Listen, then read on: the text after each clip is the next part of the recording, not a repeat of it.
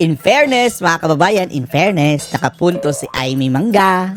Oh, dahil kung ang ibang mga senador, mga kababayan, ay nagparinig lang. Etong si Amy, pinangalanan niya talaga. Sinabi niya talaga, mga kababayan, na yung spoiled. Hindi lang spoiled, kundi spoiled the bonjing sa Kongreso. Na tinawag pa niyang buwaya, mga kababayan. At direkta niyang binanggit na palitan na yung speaker na yan. Diba? At wag ka, mga kababayan, wag ka. Ang mga salitang ito ni Amy Marcos, mga kababayan, laban kay Speaker Martin Romualdez, ay recorded na po yan sa Senado, mga kababayan. Magiging parte na po yan ng kasaysayan ng Pilipinas. On the record, mga kababayan, tungkol dito sa ugali ng tambaluslos sa ito. Panoorin niyo po, ha? Huwag konsintihin ang isang spoiled na bonjing. Spoiled na? Bonjing pa! Huwag tayo magpalaki ng buwaya. Lumaki na nga. Malaking malaki na, mga kababayan. Mas malaki pa kay Lolong. Kaya, kung yung speaker nyo na lang ang paltan nyo. Oh, tama. Ang speaker na lang ang palitan. Nakapuntos si Amy dyan, mga kababayan, ha? Oh, Amy, nakapuntos ka. Pero hanggang senador ka lang, ha? Huwag ka nang makipag-tandem kay Sara sa pagka-vice presidente. So, suportahan ka namin. I vote a resounding yes. Yes! Sa hinaba-haba ko, Na ma-archive, mga kababayan, ang impeachment case laban kay Sara. Kapag na-archive na yan, mga kababayan, ibig sabihin, patay na. Inilagay na sa kaban. Pero, pwede pang ma-resurrect, mga kababayan. Mas maganda sana yung dismissal talaga para wala na talagang balikan. Pero itong archive, mga kababayan, parang semi-dismiss. Although patay, pwede pa rin buhayin. Pero, kung in case, mga kababayan, babalik ta rin sa isang pambihirang pagkakataon. Guni-guni. Oh, yan ang masasabi natin na mababaliktad ang desisyon ng Korte Suprema. Pwede nila yung buhayin, mga kababayan, kung pagbobotohan na naman. Papayag ang mga senador na muli itong buhayin. Na sa ating tingin, 4 lang din, mga kababayan, ang may gustong buhayin yan. kung pagsisilbi sa Kongreso, sa 12 taon na nanilbihan kami, ang trabaho ng kongressista sa pagkaalam Kongresista. ko ay maging kinatawan ng kanilang distrito o kanilang sektor.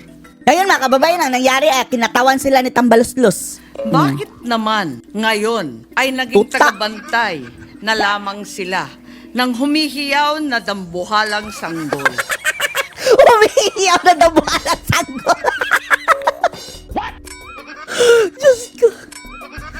Ay, nako. Diyan, I mean, bumilib kami sa'yo sa mga sinabi mong iyan. Oh, may tama ka rin. Ginawa ng bonjing na armas ang impeachment. Umihiyaw na Ang dating dambuhalang para sana sanggol. ayusan ng sistema, ginagawang pampagulo, panakot at sandata laban sa mga kinaiinggitan, kinaiinsecuran ng mga lulong sa kapangyarihan. Lulong. Lulong sa kapangyarihan. Lolong na buhaya, mga kababayan. Galangin naman natin ang Korte Suprema. Umiiyak Huwag na tayo dabuhalang sanggol. umastang Supreme Court. Oh, the Supreme Leader. Supreme Leader Tambaluslos. Supremest pa. Wala namang ganun ah. Sa mga kapatid kong senador, paano tayo magiging dakilang mambabatas kung tayo mismo ay hindi susunod sa batas? Ang boses ng Korte Suprema ay boses ng konstitusyon. At kung sino man ang sasapaw sa boses na ito ay isa lang ang tono. Ambisyon. Ambition. Kaya naman, na Tambaluslos. mag-move on na tayo. Move on, girl. Magtrabaho at huwag konsintihin, Move on. Boy pala. Dahil boy pala si Tambaluslos, mga kababayan. konsintihin ang isang spoiled na bonjing. Spoiled na, bonjing pa. Ng pabor. Huwag nang pumayag dahil may pabuya.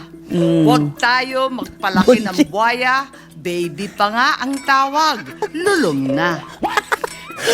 Baby pa yun si Tambaluslos. Sa tingin natin, mga kababayan, full-blown na Godzilla na. Sa mga mahal kong kongresista, may suggestion po ako.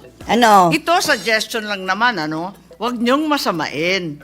kesa inaatupag ninyong palitan ang pinili ng taong bayan, 32 million binoto votes. at minahal. Bakit Talaga? di nyo nalang palitan ang tao, kayo naman lang ang pumili? Oh, Ayaw sila lang ang ng nagboto. iba sa kaka-flex. Flex? Ano kaya kung yung speaker nyo na lang ang Ang paltan palitan! Oh, I love it, I love it. Tapos ang wealthy na tambalustos mga kababayan sa Supreme Court ng justices. Tandaan nyo, impeachable din kayo. Wow. Kaya nyo yan. At dahil dito, Alitan na. bumoto ako ng malakas na oo. Layas. Maraming salamat po. Ako po Oh, good job, ay good job. nagpupugay at malalim na paghanga sa isinagawang paliwanagan ni Paliwanagan. Senator Marcoleta, Senator Soto, Senator Ontiveros, Senator Lacson, Senator Pangilinan, Senator Aquino, Senator Pia O, lahat Alan na. Cayetano, O, lahat na, Senator Rafi Binoy. Erwin Tulfo, Senator Mig Rafi, Sibiri. Erwin, Ang palitan ng mga paniniwala sa Paano yung plenaryo iba? ay simbolo ng humihinga at buhay na Senado. mention mo naman si Lito Lapid. At least mayroong 30 second na 30 second lang ba yun mga kababayan? O 20 seconds na exposure si Nagagawa Nono. natin ang kalayaan at kasarinlan. Isang demokrasya na naririnig ang bawat naratibo. Tagahanga po ninyo ako lahat. At alam naman po ninyo, sa maiksing panahon ko rito, ako ay pro-Westminster. At ngayon, Akala ko system. Yan po yung parang sa UK. At yan po yung nakita. Tagayoki ka pala. Ang lahat ng mga senador ay gising. Pro Ang lang, lahat ng mga mga kababayan. senador ay nandito. Ang lahat ng mga senador ay nagtatrabaho sa ayon sa kagustuhan kong makita ko ang bawat Ang kintab ng ulo ni Bato mga kababayan Uy Robin, may may uban mga kababayan na nakausli. Bunutin natin Robin. I-donate natin kay Bato, bigyan natin ng at least may isa ng buhok si Bato. bate at ang bawat Kapag nakakakita ako ng ganyang nag-iisang mga kababayan, parang puting buhok. Ang gigigil ako sarap bunutin. opinion ng bawat isa. Kaya nagpapasalamat po ako. Napakagandang araw po nito sa inyong lahat at sa ating lahat. I love mga it. kababayan, gusto ko pong malaman ninyo na ako po ay nagbibigay pugay sa lahat ng nanonood sa atin ngayon. Malamang ang sasabihin ninyo, Si Robin parang lately naging haggard mga kababayan Siguro tumaas lang masyado yung bigote. I-trim mo Robin. Pero mukhang puyat siya Lately lang. Mukhang puyat si Robin. Siyempre, si Robin Padilla, ang boto niyan, alam na natin. Mabuti po, alam nyo na. Ang gusto ko lamang pong liwanagin, ang nais ko, sana, ay katapusan na nito. Oo nga, dismissal Una pa lang po, bago pa lang po kami na-convene, labag na po sa kalooban ko na matuloy. Pero as good as dismissal na rin yan hanggat hindi kayo boboto na bubuhayin, dismiss na yan. Nakita nyo naman po, noong nagkasumpaan, talagang ipinaglalaban namin na politika ito. Ang problema kasi mga kababayan kapag dismissal, parang magko-convene na naman sila as korte mga kababayan.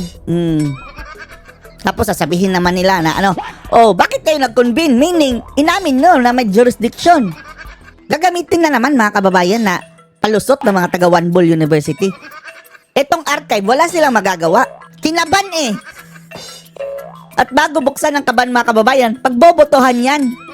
Politika ito Kulang na naman sila sa boto. At kailangan As ng- good as dismissal na ito. Yes. Pero natuloy pa rin po, nag-convene pa rin. Pero hindi pa rin po ako nagsuot ng robe dahil para sa akin ay protesta. Dahil ayoko po talagang matuloy. Bakit? Sa loob po ng matagal na panahon ni Bonifacio, ni Aguinaldo, panahon ni Aguinaldo, ni Quezon, panahon ni Maabot Marcos na tayo Sr., kay ni Aquino Aguinaldo. Sr., ni Aquino Jr., ni Arroyo, Marcos Jr., Marcos PRRD the Jr.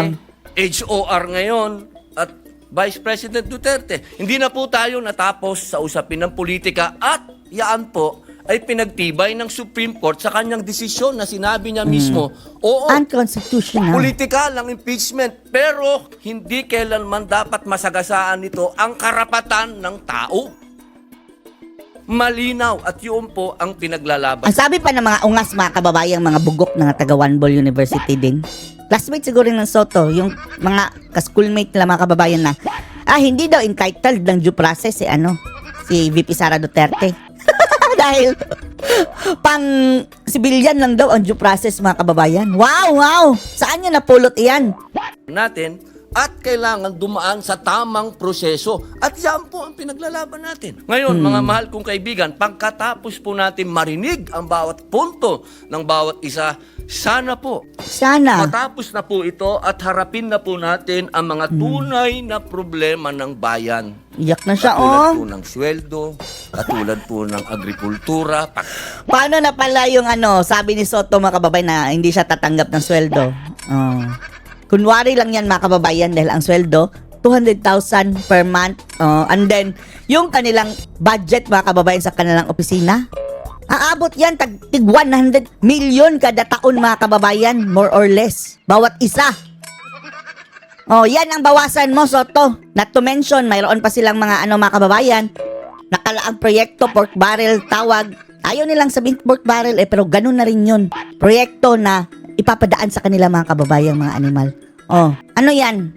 Dumi lang yan, sweldo mo, Soto. Propaganda ka pa. Kain, kaguluhan sa West Philippine Sea, sa buong mundo. Ang dami po nating dapat pag-usapan. Total, meron pa naman pong Pebrero. Ang sinabi naman po ng Supreme Court at ang Supreme Court naman po, ang siya naman Papail po na naman dapat yan na ng mga sinasabi ungas. ng saligang batas. Malinaw po. Matagal po akong ginawang chairman ng constitutional ni dating Pangulo Mig Subiri. Pinagkatiwalaan niya po tayo, pinag-aralan po natin yan. Mas mabuti yan, mga kababayan, na mag-refile sila sa February ng panibagong impeachment. Mas mabuti. Para kung sino mang kongresista, mga kababayan, ang pipirma ng yes, mayroon na tayong time na mamili ng ating sariling kandidatong susuportahan. Dahil yung last time, mga kababayan, no choice tayo. Pumirma sila, mga kababayan, wala nang tapos na ang filing of candidacy. Eto, mayroon tayong panahon, mga kababayan, na i-boycott itong mga demonyong nagpirma ng impeachment. Refile nyo ngayong Pebrero. Pirmahan nyo. Anyway, hindi na rin yan, mga kababayan, uusad dyan sa Senado. Kahit anong gagawin nila. At malinaw sa konstitusyon na ang Naang! magpapaliwanag ng saligang batas ay Supreme Court. Mabuti pati si Robin, nakakaintindi. Itong si Soto, mga kababayan, talagang hunghang. Unanimous Kaya mistake. sana po, ako'y malungkot talaga dahil napunta tayo sa archive. Yung archive, binasa ko pwede pala yan hukayin anytime, kung ano man. So, Pwede i-resurrect. Hindi pa rin. Hindi pa rin tayo natapos. Kaya sana po, bagamat ang boto ko ay yes, aray. Aroy. Gusto kong malaman at mailagay po sa lathalan ng Senado na ako'y may reserbasyon dyan. Malaking reserbasyon ko dahil gusto ko dismissal. Tapusin na natin to. Hindi pa tayo natapos Total, nasabi na lahat. Ilang oras ang banatan. Pero Ang mga makakaliwa, hindi pa tapos. Nagwawala ngayon, mga kababayan. Kaya po, mga mahal kong kababayan, bago po ako umupo, nais ko pong malaman ninyo na ang inyong Senado ay tumatakbo. Huwag po kayong malungkot sa mga hindi pabor sa amin o sa mga pabor naman.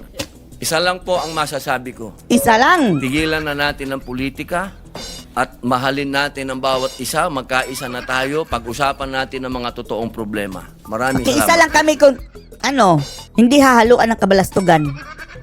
Pero hindi kami makikiisa dyan kay natambalustos na pangag. Kabalastugan ang mga ginagawa. No. Maki-unity kami kung nasa tama. Wag kung Maraming salamat. Ano masasabi niyo dito? Post your comments.